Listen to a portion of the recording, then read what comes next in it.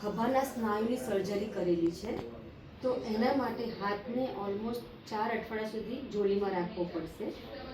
બને ત્યાં સુધી શોલ્ડરને એકદમ ટાઈટ નહીં કરવાનો, રિલેક્સ રાખવાનો, જેથી કરીને તમારા આ સ્નાયુ અને આ સ્નાયુમાં દુખાવો ન થાય. આ કસરત તમે કરી શકો છો. આ કસરત તમે કરી શકો છો. બાય અંદાજ તમારે આ મુવમેન્ટ અને આ મુવમેન્ટ ન થવી જોઈએ, એ ધ્યાન રાખજો. બરાબર છે? આ હાથની મદદથી તમે જમી શકો છો, મોબાઈલ યુઝ કરી શકો છો. બીજી નાની મોટી એક્ટિવિટી છે અહીંયાથી થતી હોય એ તમે કરી શકો છો. મતલબ આ કરવાનું છે તમારે, આ કસરત કરવાની છે અને આ કસરત કરવાની છે. આટલું ધ્યાન રાખજો.